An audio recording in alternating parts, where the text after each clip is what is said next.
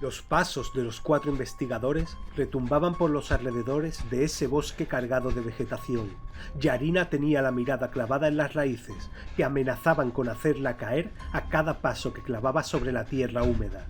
Delante suya, Fedir y Oksana comenzaban a perderse entre la naturaleza, corriendo a más velocidad, esquivando los árboles que se interponían entre ellos y el campamento. A su espalda, un cansado Petro luchaba por seguirle el ritmo. La chica terminó tropezando y clavando sus manos en el terreno para evitar golpearse la cabeza. Se revolcó por el suelo, con un dolor en el tobillo que le indicó que se lo había doblado, mientras veía acercarse a Petro para ayudarla. En ese momento, algo se echó encima de su colega. Un enorme monstruo de más de 2 metros de altura lo atacó, haciendo que ambos cayeran al suelo, rodando por el pasto. Petro terminó con esa enorme criatura de color negro encima suyo, atrapado entre ese animal que intentaba clavarle los colmillos en su cuello, dando dentelladas al aire, y un árbol donde tenía apoyada la espalda. El hombre poco a poco iba perdiendo terreno, cansado por el esfuerzo de luchar contra una criatura que le doblaba en tamaño, haciendo que los dientes de ese depredador estuvieran cada vez más próximos a su garganta. El olor que expulsaba a esa extraña criatura era nauseabundo. Su cuerpo estaba completamente húmedo y cubierto de un pelo grueso. Sus dientes eran afilados como cuchillas y se abrían y cerraban a unos pocos centímetros de distancia. Clavó sus ojos sobre los de Yarina, que se encontraba a unos 20 metros, paralizada por el terror al observar la escena, mientras esa criatura de otro mundo le iba arrancando la carne a mordiscos, tras vencer las pocas fuerzas que contrarrestaban su ansia. Cuando la chica se dio la vuelta para seguir corriendo, con los ojos cubiertos de lágrimas al ver a su compañero perdido, Petro empezaba a ahogarse con su propia sangre, con ese animal alimentándose de su cuerpo. A los pocos pasos dejó de escuchar los mordiscos de ese monstruo y los jadeos de un Petro que estaba perdiendo la vida, mientras ella corría cojeando, intentando llegar como fuera al campamento base. Cada paso se convertía en un dolor punzante que le recorría el cuerpo, pero el terror que estaba dejando atrás la lanzaba a seguir impulsándose con fuerza cada vez que su pie herido tocaba el suelo y le hacía apretar los dientes con rabia. Llegó al campamento base cuando el sol comenzaba a desaparecer y la poca luz que quedaba alargaba las sombras de los árboles que la rodeaban, convirtiéndolas en una especie de garras que luchaban por atraparla. Entró en la tienda y se clavó de rodillas frente a sus otros 2 compañeros, que se sobresaltaron ante la irrupción de la joven, mientras lloraba sin apenas poder articular palabra. Cuando Oksana y Fedir consiguieron calmarla, Yarina les contó lo sucedido en el bosque. Sus compañeros quedaron petrificados, escuchando cómo su compañero Petro había perdido la vida a manos de una criatura que estaba cazando a todos los seres humanos que se habían atrevido a adentrarse en su territorio. Decidieron cerrar la tienda y atrincherarse dentro hasta que volviera a hacerse de día. Mientras tanto, revisarían el resto de grabaciones dejadas por sus compañeros desaparecidos, para intentar entender a qué se estaban enfrentando. Los nervios recorrían los cuerpos de los 3 investigadores, mientras las distintas grabaciones iban sucediéndose ante sus ojos. Primero la desaparición de Lorenzo, luego sus compañeros buscándolo. Seguían interponiéndose imágenes en las que aparecían grandes sombras, y finalmente decidieron comenzar a visionar las cámaras del propio campamento base.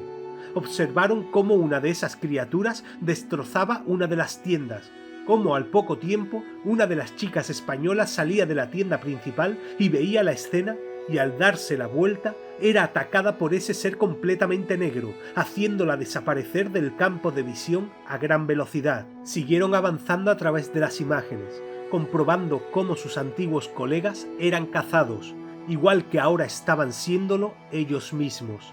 Lesia y Demetrio aparecieron en escena, en el interior de esa misma tienda donde ahora ellos se encontraban. La cámara grababa todos sus movimientos, apresurados, intentando recoger los equipos, cuando varias de esas criaturas irrumpen en el interior de la tienda, rompiendo la cremallera de la puerta de entrada. Demetrio se acerca a ellos, intentando oponer resistencia, pero la fuerza de esas criaturas es muy superior, y terminan destrozándole la mandíbula de un golpe, haciendo que el investigador ucraniano termine arrodillado, sangrando por la boca.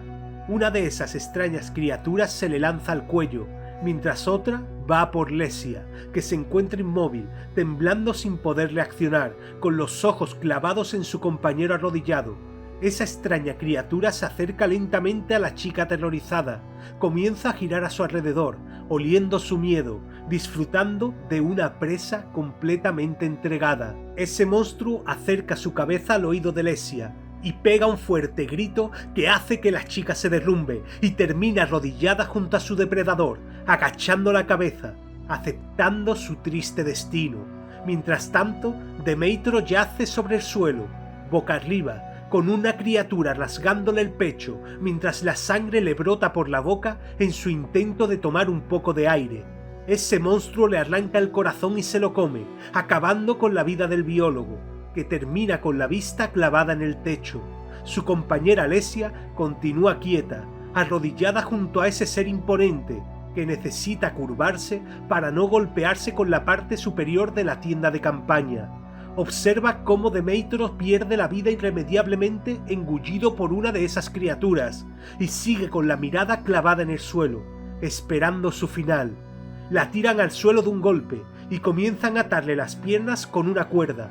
Lesia se revuelve, intentando comenzar una lucha sabiendo que está perdida, como una mosca revolviéndose tras caer atrapada en una tela de araña.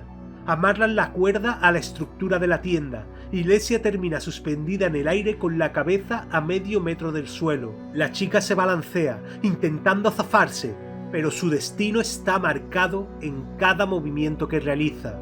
Su vida empieza a extinguirse cuando una de esas criaturas le clava sus garras en el vientre, y con las propias manos la abre en canal, dejando al descubierto todos sus órganos, haciendo que sus intestinos queden colgando en dirección al suelo encharcado de sangre. Lesia termina de lanzar sus últimos suspiros con los ojos abiertos, llorosos, clavados en el vacío, mientras esas criaturas se alimentan de su interior, le arrancan los brazos en lo que parece un momento de excitación y acaban su festín saliendo de la tienda, dejando los cuerpos en un estado lamentable. Las manos de Yarina comenzaron a navegar por las diferentes teclas, haciendo que la grabación avanzase. Ella y sus otros dos compañeros seguían con los ojos clavados en la pantalla, incapaces de articular una sola palabra ante lo que habían visto, imaginando que serían los siguientes en vivir en carne propia lo mismo que dejaron sus compañeros grabado en esas cámaras. El terror va dejando paso a la resignación, a la aceptación de un futuro que va engullendo su existencia, como un reloj de arena que desliza los últimos granos que quedan en su parte superior. En la pantalla, tras avanzar varios minutos en la grabación, comienzan a aparecer los dos investigadores supervivientes, que se quedan congelados al observar la escena donde Demeitro y Lesia yacen sin vida. Tardan poco en salir del lugar, tras recoger las llaves de la furgoneta alquilada y recomponerse de lo que habían visto.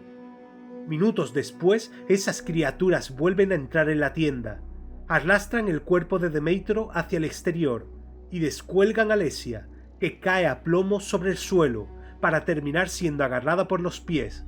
Los extraños monstruos, medio animales, medio humanos, desaparecen con los cuerpos de Demetrio y Lesia, y tras ello, un enorme silencio aparece ante las cámaras.